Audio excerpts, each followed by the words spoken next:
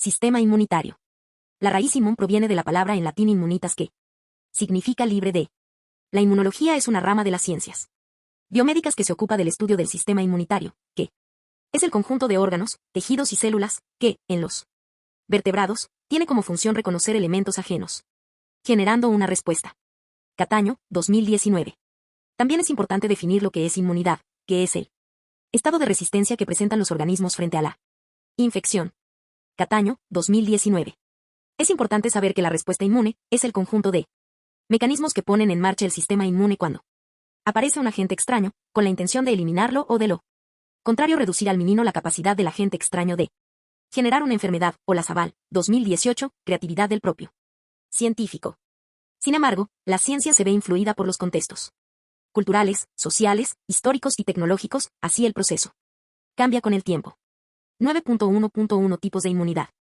El sistema inmune es responsable de la defensa contra los microorganismos, la cual consiste en diversas respuestas secuenciales y coordinadas, las cuales se les conoce como inmunidad innata, inmunidad con la que los individuos nacen, y adaptativa, también se conoce como inmunidad adquirida o específica, ABAS, 2020. 9.1.2 Propiedades del sistema inmune. 9.1.2.1 Especificidad. Es la propiedad del sistema inmunitario de identificar y distinguir una molécula de otra y de responder solo ante una de ellas. La especificidad permite la generación de la memoria inmunológica, y está relacionada con los receptores de antígenos individualizados propio del sistema inmune adaptativo. Meo, 2007. Una molécula reconocida específicamente por el sistema inmunitario como extraña y que desencadena una respuesta inmunológica, es un antígeno o inmunógeno. 9.1.2.2 Antigenicidad. Es la capacidad que tienen ciertas sustancias para combinarse con un anticuerpo, AC, o con una célula específicamente sensibilizada, o, en otras palabras, es la capacidad de una sustancia para desarrollar una respuesta inmune. Silva, 2004. Esta propiedad es primordial de las macromoléculas complejas, como las proteínas o los polisacáridos de alto peso molecular. 9.1.2.3 Inmunogenicidad. Es la capacidad de inducir la formación de anticuerpos, del brío. 1995, desencadenando una respuesta inmunitaria adaptativa de tipo celular y humoral. Órganos del sistema inmune. Desde el punto de vista de sus características estructurales, podemos encontrar órganos macizos como el timo, el vaso y los ganglios linfáticos y estructuras tubulares como los vasos linfáticos que se encuentra intercomunicado a algunos de los órganos macizos.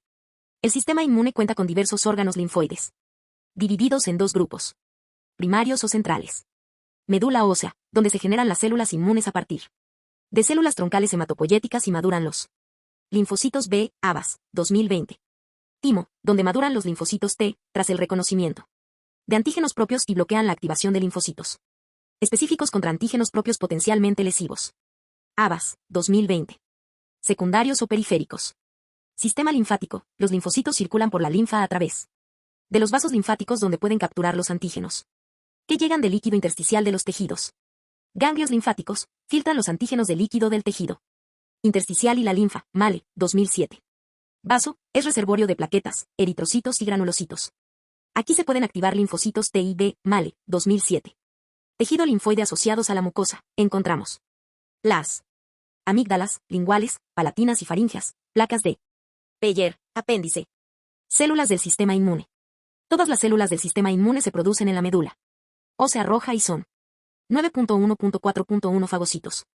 Son células, neutrófilos, monocitos, que tienen por funciones comer o destruir los microbios o tejidos dañados, lo cual realizan mediante una serie de pasos. Primero, reclutan células en la zona de infección. Segundo, reconocimiento de los microorganismos y activación por ellos. Tercero, ingestión de microorganismos, fagocitosis, y, por último, destrucción de los microorganismos ingeridos. Los monocitos que se encuentran en la sangre se diferencian a macrófagos cuando ingresan a los tejidos. A. Neutrófilos, como ABAS y Col 2020 nos indican, constituyen la población más abundante de leucocitos circulantes y el principal tipo de célula en las reacciones inflamatorias. Presentan núcleo segmentado en 3 a 5 lobulillos conectados, razón por la que se les conoce como polimorfonucleares, PMN. Poseen gránulos que contienen enzimas como lisozima, colagenasa, elastasa, mioloperoxidasa, etc. Su principal función es fagocitar microorganismos especialmente opsonizados, así como tejido necrosado. B. Macrófagos. Los macrófagos son células que provienen de precursores del saco vitelino o del hígado fetal, poseen la capacidad de autorrenovarse para mantener una cantidad constante Mayormente se encuentran en los tejidos, donde asumen fenotipos especializados, poseen una larga vida. C. Monocitos. Los monocitos tienen un diámetro de 10 a 15 micras, sus núcleos poseen una característica forma de riñón, producen mediadores inflamatorios. D. Mastocitos. Son células que se encuentran principalmente en la piel y epitelios mucosos, cuando se activan son capaces de liberar mediadores inflamatorios, son los responsables de la protección contra el mintos y están implicados en las causas de los síntomas de enfermedades alérgicas. 9.1.4.2 Linfocitos. Son células especializadas, de diferentes clases con diversas funciones, poseen formas similares, aunque no refleja su heterogeneidad ni sus funciones. A. Linfocitos B. Son las células que se forman en la médula ósea roja, producen anticuerpos, por lo que participan en la inmunidad humoral. Reconocen a los antígenos para poder fabricar anticuerpos específicos para ese único antígeno, activándose y convirtiéndose en células plasmáticas. Son parte del sistema inmune adaptativo. B. Linfocitos T.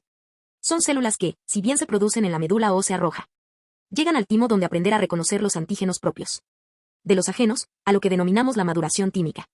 Son parte del sistema inmune adaptativo. C. Linfocitos Natural Killer.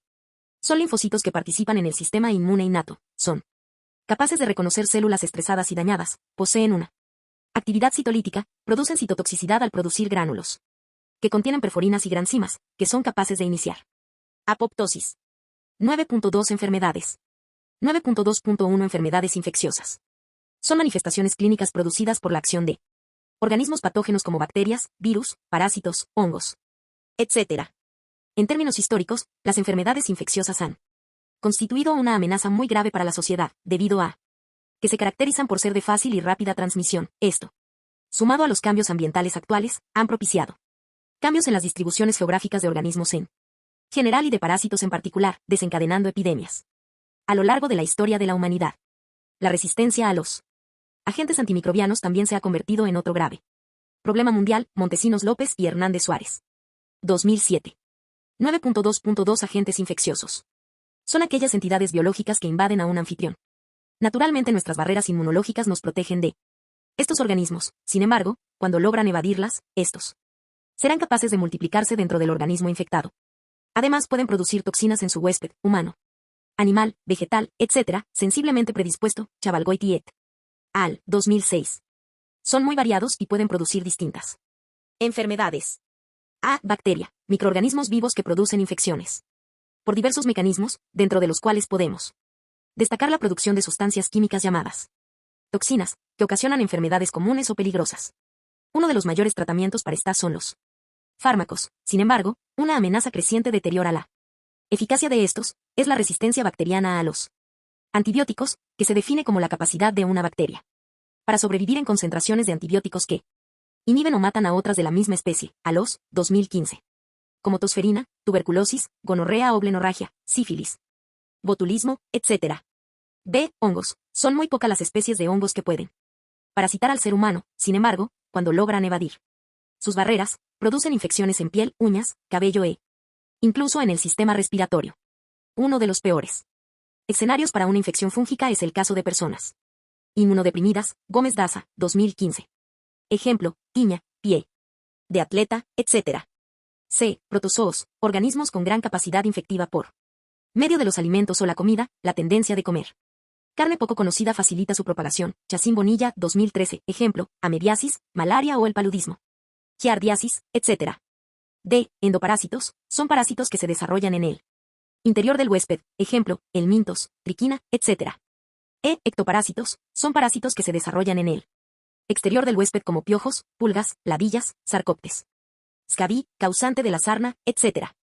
F. Virus. Los virus se pueden definir como complejos informacionales macromoleculares que contienen un ácido nucleico, ADN o ARN, denominado nucleoide, protegido por una cubierta proteica denominada cápside. Por otro lado, algunas familias poseen una cubierta lipoproteica, denominada envoltura. Son parásitos intracelulares. Obligadas, Carvajal y Oubiña, 2014. Enfermedades ocasionadas por virus, herpes, hepatitis, sida, gripe, rabia, sarampión, rubéola, COVID-19, etc.